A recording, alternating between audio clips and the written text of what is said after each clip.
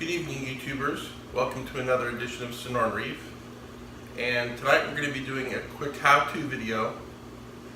What you do when it's the best time of night to look at your corals. It's dark and you hear something in the stand, you want to check something out, you want to check and see if your protein skimmer's full. Before bed, you open the door and you can't see anything. Tonight, we're going to look and see what happens when you can't see anything going on in your stand. We're going to give you a quick, cheap fix for this. And I think you're going to like it, so stay tuned.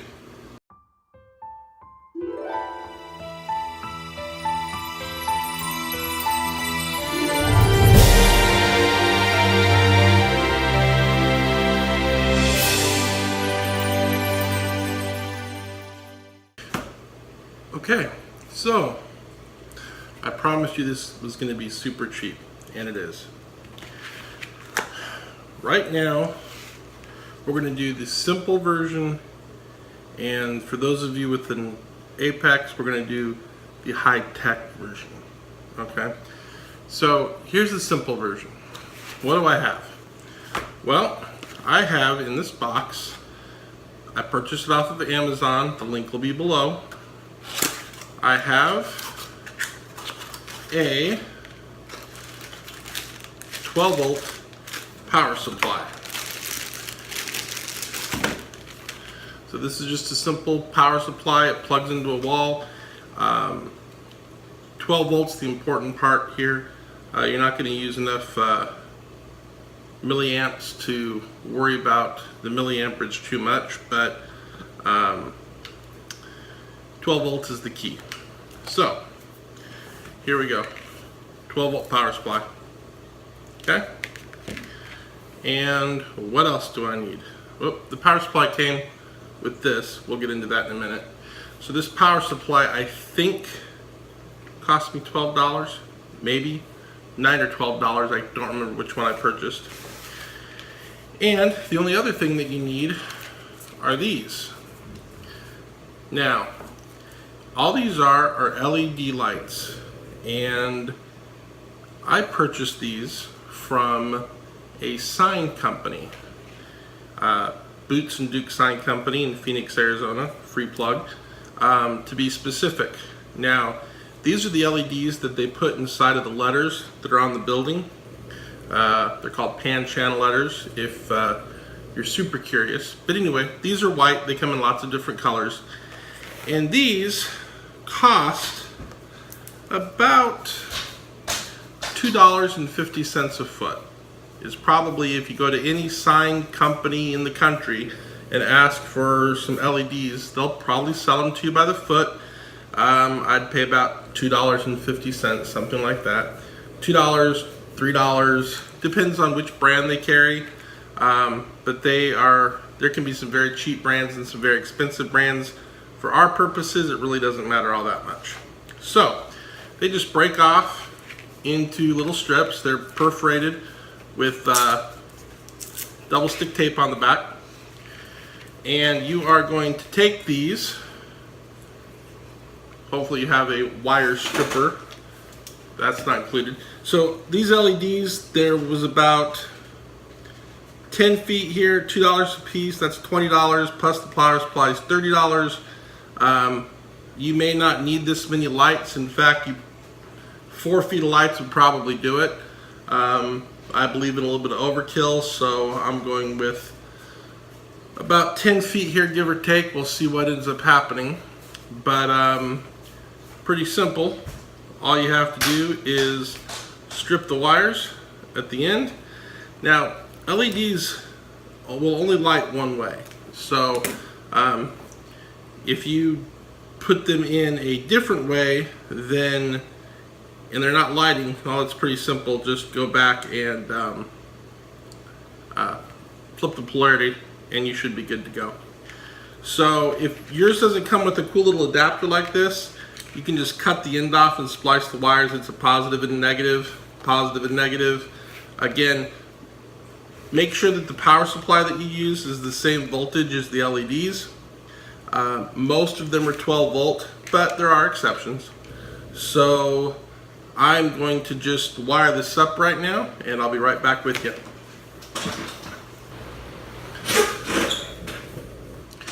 Okay, that took a lot less time than I thought, only about 30 seconds. So anyway, power, plug, and there you go. That's quite a bit of light. So clearly it's going to take a lot less than I thought with these particular LEDs. Maybe 4 or 5 feet inside this stand is going to do it. And if you don't have an apex, this is pretty much the end of the video. You can just skip the rest and have a nice night. Thank you for watching. All I'm going to be doing now is sticking these tabs on the inside back edge of my stand. So let me show you where I'm talking about really quick here. Okay, so what I'm talking about is running them on the back side right across here. So I'm just going to stick them on the back side of the wood. My plug will be here and it'll run back to my controller. But if you don't have a controller, that plug could go into a wall outlet that's controlled by a switch, or a surge protector with the switch, and you can just turn on the switch when you need to. But we're going to take it up a notch and we're going to get it hooked into the apex, and I'll show that to you here in a minute. Alright everybody, that's what it looks like. So this tank is 5 feet long, and I used 5 feet of LED. So at about $2 a foot, you're looking at $10 for the LEDs, and another $10, $12 for the power supply. So to light up 5 feet of space cost about $22. And as soon as I got the lights going on, I realized what a train wreck it was down there. So my next video will probably be on cleaning that mess up. However, that's not what this video is about. So let's get on to part 2. Alright, so that was pretty cool, you have to admit. We've got the entire sump lit, we can see everything that's going on. Now what we saw, what was going on, that wasn't so pretty, but we're going to fix that. Anyway, so those of you who have stuck around, let me show you how to make this thing just that much nicer. What we have here is another couple pieces that I've pieced together here. Alright, this is doorbell wire. Now this you can get at Lowe's, Home Depot. I got this stuff at Ace Hardware and it was 19 cents a foot. And from the front doors of my sump to the back wall and up to where I have my breakout box is about 10 feet. So I got about 10 feet of this. So again, $2. These are wire nuts that you can get in the irrigation department. They're specifically designed to do the wiring inside of like your landscaping box outside. They have some silicone in them, which protects the wiring from water, which is probably a pretty good idea if you're doing wiring in an aquarium. So again, I think a pack of these was less than $1. I only need 2, so. The last part is a magnetic switch. Again, got it off of Amazon. I don't remember how much it was. It wasn't expensive, a couple dollars. And the idea behind the switch is, well, let me just open it up and show you. There we go.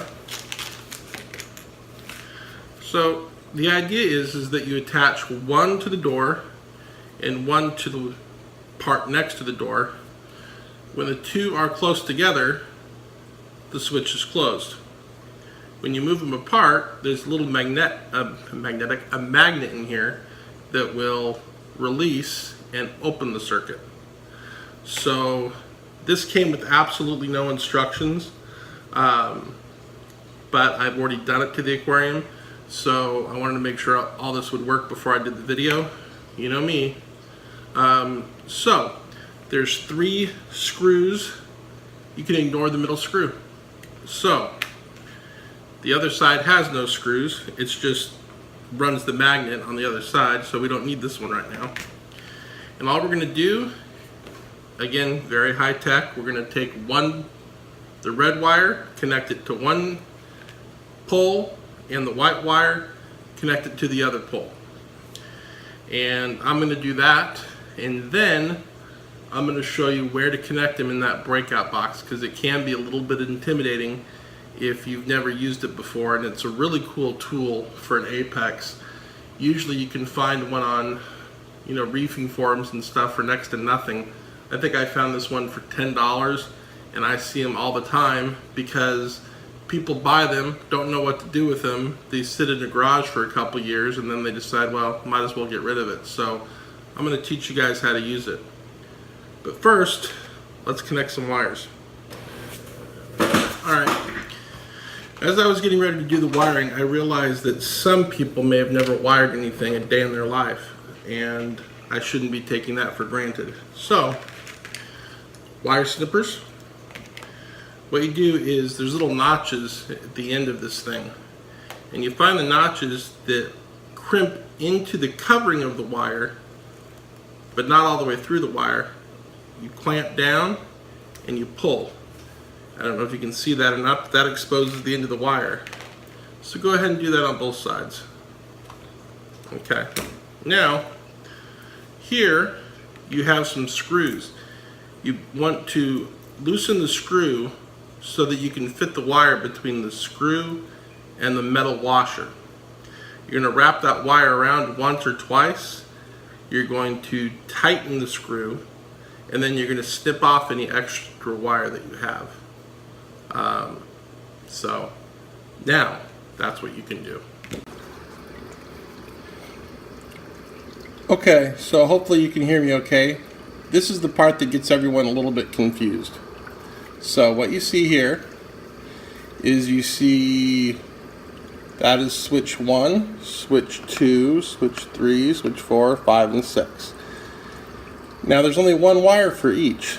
That's because they all share what I'm using as the white wire or the ground wire. Okay, so everything I connected to switch will eventually all get connected to this one white wire, but every item will have an independent red wire. I'll show you and see if that makes a little bit more sense. Okay, well that LED is kind of right in our way here, but hopefully you can see this. That this is the center mount. Hello. This is the center mount to my stand. And you can see that I have a switch on either side. And the red wire eventually goes straight from each into that switch 1 and switch 2 of the breakout box. Then I have a wire nut that connects the two whites, and then that wire goes into the breakout box for the ground. So that's what the wiring looks like on the back side of the stand. Just to show you again, so this is what your breakout box is going to look like when you're done. Okay, so then all you need to do for the hardware part of this is put the other end of that magnetic switch at the same height on the door as you did on the stand. And close the door. Okay, so for those of you who don't have an Apex, the rest of this is going to be gibberish. But let's show you how to do the programming. The first thing I'm going to do is open up and grab the tiles that I haven't been using. So we're going to be looking for the two switch tiles. And now it's going to be switch 1 and switch 2. So go ahead and grab these and move them down into my visible tiles so I can edit them later. And now I'm going to be looking for the outlet that I plugged the power supply into. In this particular case, I believe it was 8-5. 8 stands for the energy bar and 5 stands for the fifth outlet in the energy bar. So I'll go ahead and drop this in there too. Perfect. Go ahead and close that out. So now the first thing I want to do is I want to change the name of that 8-5 into something that's going to be a little bit more memorable. So I'm going to go ahead and delete that and change it to stand light.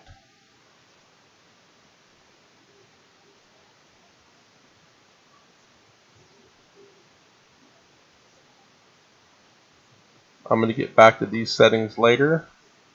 So I want to wait until I have the rest of the programming done, and then I can do all the programming at once. So for right now, we'll just upload this. Oh, didn't work. I forgot that we have to put a little underscore there. They don't like spaces, so go ahead and upload this. Perfect. So we can close this out. We can go back to our outlets. Again, I'm going to get back to this in a minute. This is not how you were going to program it, but we need to change some other things before we get to that point. So let's get back to the outlets. Now you'll notice there's not a little setting icon on the two switches like there was on the stand. Now currently in Apex Fusion there's no way to change those names, but I do want them changed. I want them to say door left and door right, so I know, is the door open or closed? Right now they're both closed, but I don't know which one is which, and I don't want to have to try to remember, is switch one the left or switch one the right? So let me show you how to do that. Okay, so here we have the Aquabus controller, and you just hit the main button, scroll down to System, scroll down to Network Setup, scroll down to IP address, and go ahead and write this IP address down. This will be different for everybody, but this is the IP address that you'll need to type into your web browser for the next step. So now I'm just going to exit out of everything. Alright, so now I've opened up a second web browser and I'm typing in the IP address that was displayed on my control pad. Alright, this opens up the interface for my Apex, and I'm going to go up here to configure and configure a probe. Now this is hard to see, so I'm just going to go to switch 1, and then this allows me to rename switch 1. So I don't remember switch 1 is open or closed right now. I've got one door open and one door closed, so I can tell.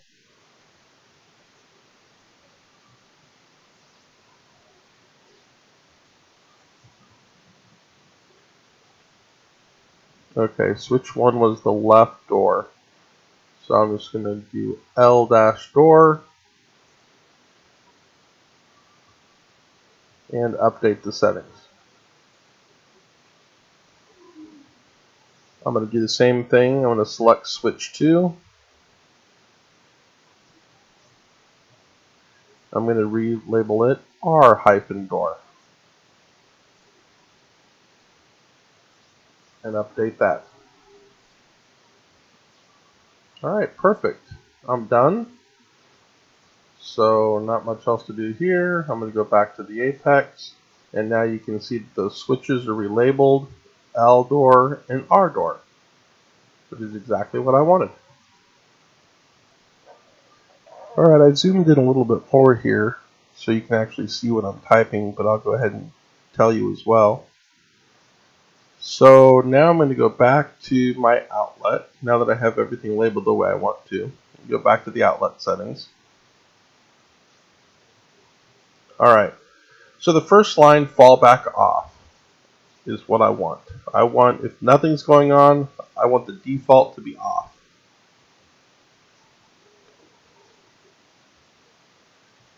I also want to set it off. I don't want the lights on unless I tell them to come on. That's the difference. Alright, line 3 here. If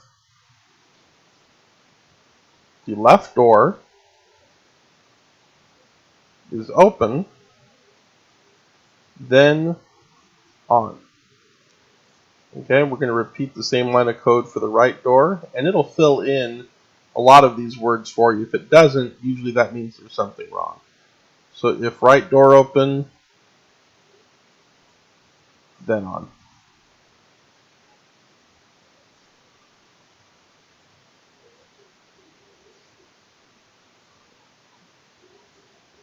Okay. Oh, let me just fix this right here. OCD, make it capitalized. Perfect. So off, off, left door open, then on, right door open, then on. And you do all this typing and controlling through the Control Type Advanced. And upload it.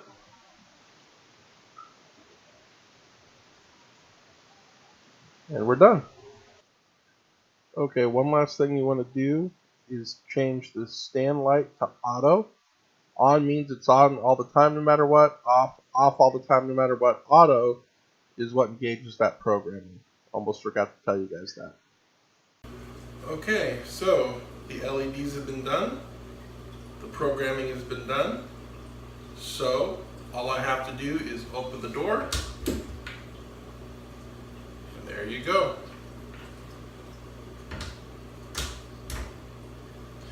Ain't that spiffy? Well, everybody, that was kind of a more mentally taxing video than most of them, but I hope that you learned something. I know that owning an aquarium controller like the Apex can be a little bit intimidating. Hopefully that shows you some of the cool things you can do with it if you've been on the fence. I'm sure that Neptune would love you to buy one new, but if you keep your eye out, you can usually find one used on sale pretty cheap. That's how I found the one that I use on the quarantine tank. So I hope that this was something that you enjoyed. If it is, please like this video and please subscribe. And mentioning subscribing, at the time that this is being done, I had about 22 subscribers, and I'd like to get that up to about 50. So here's what I'm going to do. If you're already a subscriber, great, keep it up. Don't unsubscribe. But once I get to 50 subscribers, I'm going to be giving away this innovative marine gourmet grinder. So they're not sponsoring this video or anything. I bought a pack of a bunch of their products, and this is one that I don't have use for. So I thought rather than throw it away, let's give it away. So please subscribe to this video. Once we hit 50, I'll put them all in a random generator, kick out a name, and I will post it in that video. So anyway, if you want this, please subscribe. Otherwise, I will see you next time, and this has been another edition of Sonoran Reef.